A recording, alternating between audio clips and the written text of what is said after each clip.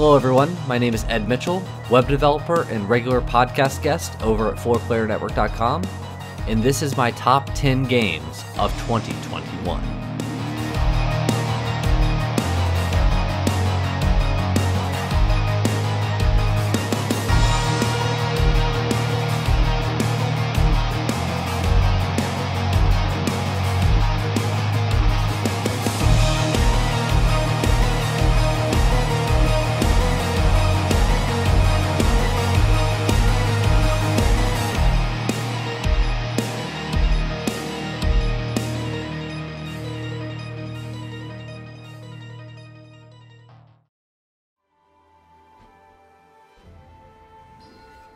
The first game on my list, my number 10, is Death's Door.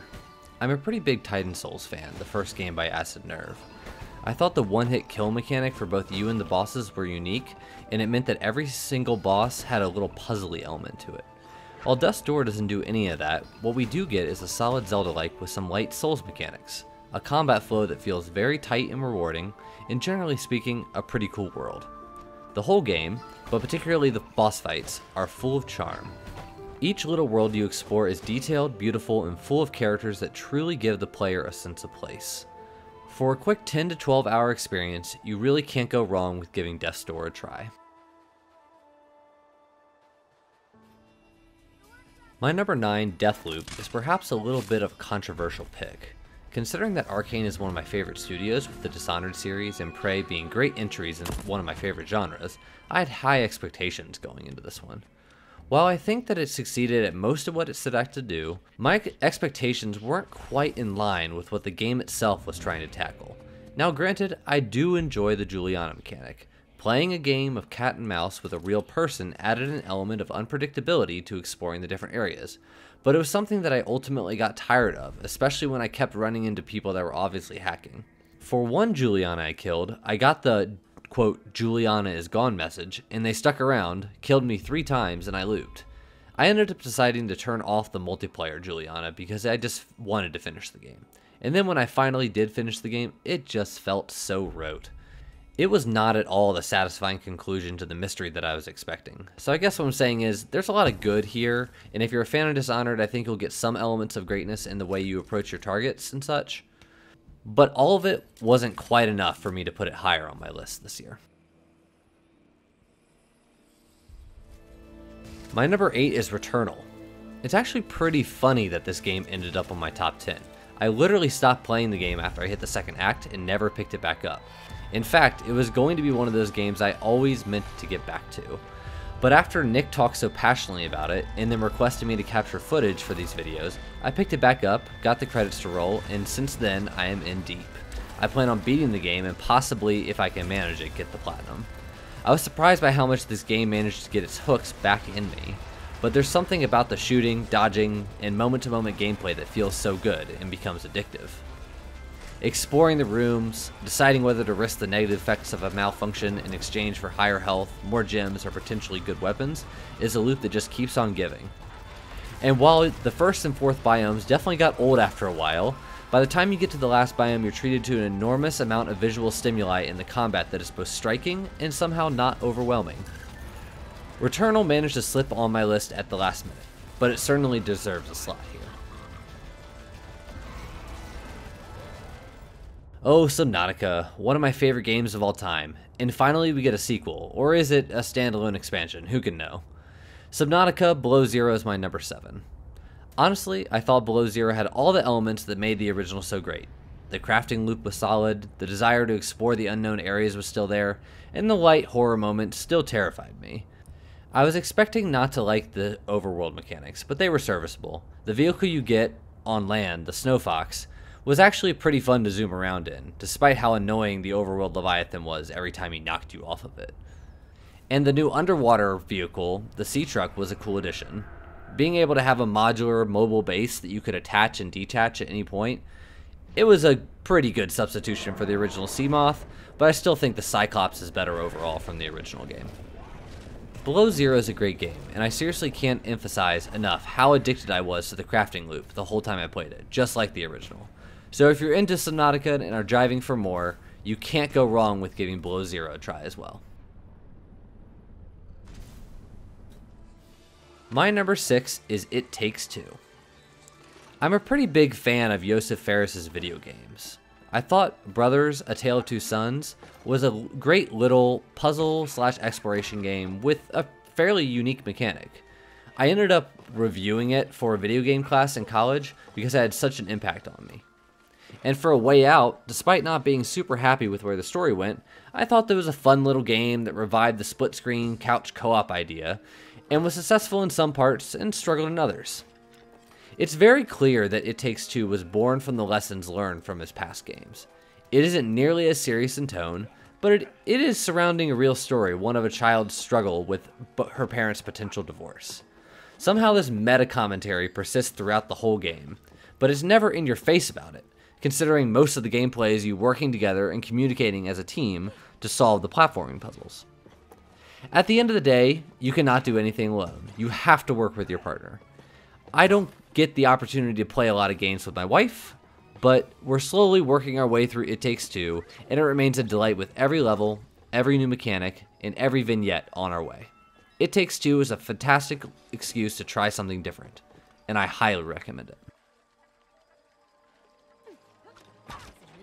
The Forgotten City is my 5th favorite game from this year. Time loop games might just be the new hotness, but the Forgotten City does things, slightly differently.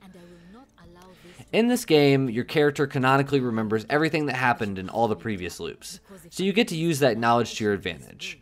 And as you utilize that knowledge, the enigma of discovering what's going on in the city unfolds. As soon as you are brought back in time to the city, you are tasked with figuring out who's going to break the quote-unquote golden rule. The only way to do that is to talk to all the citizens, slowly piece together everyone's motivations, their needs and desires, and eventually their goals. Forgotten City was one of those games that sat on my to-do list for 2021 since the day it came out. I knew it would be a game I enjoyed, just never pulled the trigger on booting it up. However, when I got back from Christmas vacation, I started it up and was immediately hooked. I didn't even realize it until later, but this game is effectively a rhetoric game. You have to figure out the right thing to say to get what you want. And I don't know whether it was that, or the setting, being in a Roman city as someone who took Latin as a kid, is what got me, but whatever it was, I was definitely glad it did.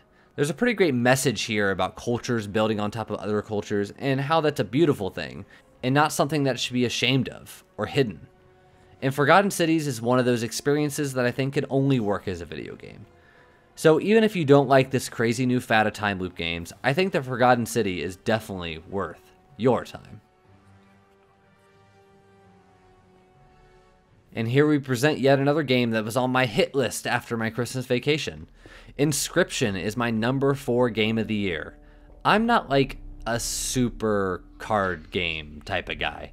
I played a little bit of Hearthstone, but while I enjoyed it for the Warcraft novelty, it really wasn't my thing. Most of the time, when I came across card-based indie games, I kind of write them off. It's going to take me a lot to make the time to play them. Inscryption just happened to be one of those games that gave me a lot. If you didn't know, Inscryption is from David Mullins, the guy who made Pony Island. And like Pony Island, the game kind of messes with your expectations of what games are. To name just one example, when you boot up the game, the new game button is disabled. You can only choose continue. The game starts you in an escape room where your only task is to break out, but the only way to get out is to beat the dude sitting across the table from you. The rest of the game is a pretty satisfying deck builder and lane protecting card game, and despite not being super deep, ends up becoming rather addictive. I think this game deserves to be experienced blindly, so I don't want to get into it anymore. But if you liked Pony Island, or you like deck builders, I recommend giving this a try. It certainly goes places. My number 3 game of the year is Metroid Dread. For those that don't know, this is actually only my 3rd Metroid game. I never had an NES or SNES, so the original Metroid and Super Metroid passed me by. In fact, my first Metroidvania happens to be Metroid Prime 3 Corruption, which I found just by looking around at the best games to play on Wii lists. I ended up liking Metroid Prime 3 so much that I'm pretty sure I played through it like 3 different times. Which may have been a mistake, because by the time I purchased the Prime trilogy, I ended up falling off the original Metroid Prime early on because the Wii controls ended up just being exhausting to go back to. But despite playing plenty of other Metroidvanias, it wasn't until this year that I really gave Super Metroid a go. Played through it on the Switch using the Nintendo Online, and it was fantastic, if a little frustrating at parts. But that's just par for the course for these old school type of games. It did give me a great baseline to work from when I got to Metroid Dread. Metroid Dread is, in my opinion, a fantastic entry in the side-scrolling Metroid series.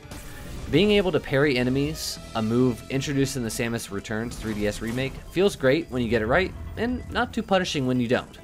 The enemy fights themselves, while intensely frustrating, are good changes of pace throughout the game. I also liked how beating them unlocked new suit abilities, so you got the double satisfaction of defeating them after they chased you down and killed you so many times, and you got an upgrade which unlocked more of the world. I loved the time I spent with Metroid Dread. It was addicting in all the ways Metroidvanias are, and just like most Metroidvanias that I get addicted to, I had to 100%. Considering this is the first mainline Metroid entry in 17 years, I think it's fair to say that this has set a great standard to work from in the future. While we're all waiting for Metroid Prime 4, and honestly a re-release of Prime Trilogy on the Switch, I have plenty of Metroid games to keep myself busy, while I keep an eye out for the next release in the mainline Metroid series. Unsighted, my number 2, was another late addition to my gaming list this year. I had heard very little about this game until Brad talked about it during one of his weekly updates, and thought it was intriguing enough considering I'm a pretty big fan of Majora's Mask. This game, however, ended up being more akin to Link to the Past with some maybe light Majora's Mask elements. There is a time mechanic, but while Majora's Mask everyone had a set schedule and it was up to you to figure that out, this game simply had NPCs with time limits until they were permanently removed from the game. It's more like how in Skyrim or Fallout or maybe Dark Souls where you can lock yourself out of quest chains by killing NPCs. That being said, however, there were a few emergent gameplay moments where NPCs were running out of time and I had to rush through a dungeon looking for meteor dust to save them. But overall, it kind of had little effect on the gameplay to me. And that's where this game truly shines. The gameplay is pure old school Zelda, very much Link to the Past or maybe the Oracle series. You have that loop I love so much, go to dungeon, solve puzzles to unlock item, which allows you to progress through more of the dungeon and unlock more of the world. And the combat itself is actually pretty strong too. There are these dark monsters that totally kick your ass at the beginning of the game, but it turns out if you just master the parry mechanic, they're actually not that hard to beat. And so you spend most of the beginning of the game avoiding them, expecting to need to unlock some weapon to be able to take them down easier. But it turns out you just need to be more skilled at the combat in order to take them down. It was a cool little trick that the developers did to make you feel like you're more constricted to your movements than you really are.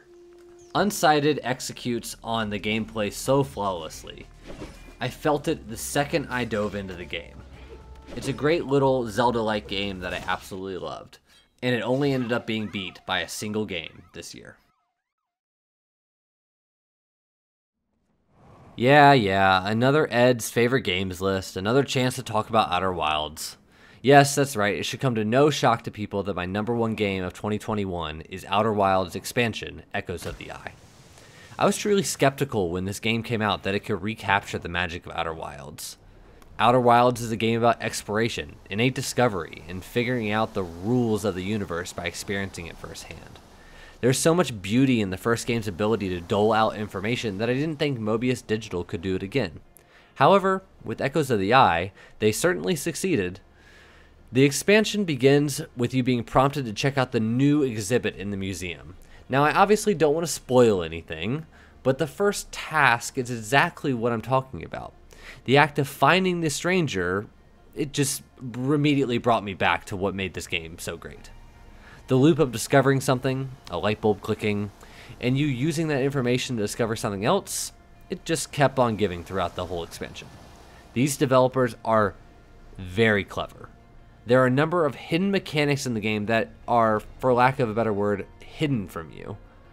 These mechanics can be discovered by you figuring them out the way the game intends you to, or even accidentally. Myself and a few others I know each discovered a different mechanic before the game really told us what it was.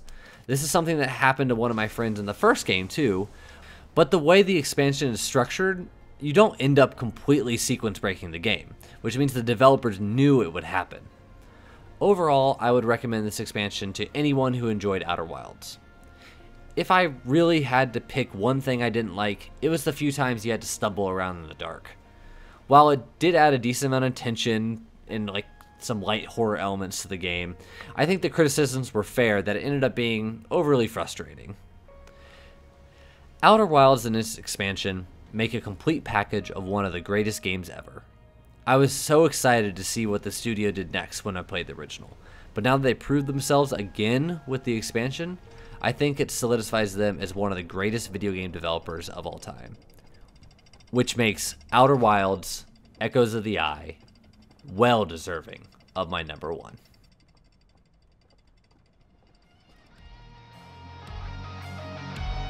And that's it. That's my top 10 games of 2021.